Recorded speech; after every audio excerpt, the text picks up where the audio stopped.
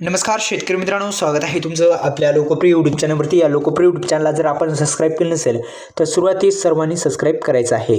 तर एकंदरीत पाहिलं तर शेतकरी मित्रांनो, अत्यंत महत्त्वाचे असे अपडेट आपण या व्हिडिओच्या माध्यमातून देण्याचा प्रयत्न करूया। व्हिडिओला लाईक करा, चॅनलला जर सबस्क्राईब केलं नसेल तर सबस्क्राईब करायला पण विसरू नका। एकंदरीत 12,000 रुपयाचं अर्थसहाय्य हे शेतकरी बांधवांना नमो शेतकरी आणि महासन्मान निधी योजना आणि पीएम किसान योजनेच्या माध्यमाद्वारे देण्यात येत असतं। हे एकदाच शेतकरी बांधवांच्या खात्यावरती येतं का, या संदर्भात आपण माहिती पाहू। व्हिडिओला लाईक करा, चॅनलला जर सबस्क्राईब केलं नसेल ते पण तर मित्रांनो लक्षात घ्या, 21वा हप्ता आणि शेतकरी बांधवांना खात्यावरती देण्यात आलेला आहे। आपण जर पाहिलं तर पीएम किसान योजनेच्या माध्यमातून आणि नमो शेतकरी महासन्मान निधी योजनेच्या माध्यमातून हे हप्ते मिळत असतात। आपण जर पाहिलं तर शेतकरी मित्रांनो अत्यंत महत्त्वाची बातमी आहे, कारण की अनेक शेतकरी बांधव विचारत असतात की 12,000 रुपये हे शेतकरी बांधवांच्या खात्यामध्ये एकंदरीत पाहिलं तर हे एकदाच मिळत असतात का, या संदर्भात शेतकऱ्यांमध्ये संभ्रम आहे। चला तर या व्हिडिओच्या माध्यमातून तो संभ्रम काढून टाकूया। फक्त या यूट्यूब चॅनलला आपण सबस्क्राईब करायचं आहे। योजना लोकप्रिय यूट्यूब चॅनलला सबस्क्राईब केलं नसेल तर आपण सबस्क्राईब करून बेल आयकॉनला ऑल प्रेस करायचा आहे। चला तर व्हिडिओला सुरुवात करूया।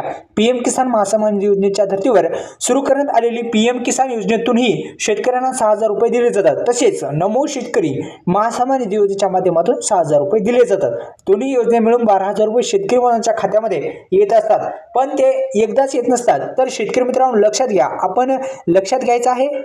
तर शेतकरी मित्रांनो असं आहे की पीएम किसान योजनेच्या माध्यमातून 6,000 रुपये देण्यात येत असतात। नमो शेतकरी योजनेचा 6,000 रुपये म्हणजे 12,000 रुपये येतात, पण ते एकंदरीत एकदाच येत नाही, तर वार्षिक हे येत असतात। म्हणजेच टप्प्याटप्प्याने शेतकरी बांधवांच्या खात्यावरती हप्त्याद्वारे येत असतात। एकंदरीत अशा पद्धतीने हे हप्ते जमा करण्यात येत असतात। व्हिडिओला लाईक करा, चॅनलला जर सबस्क्राईब केलं नसेल तर सबस्क्राईब करा पण विसरू नका।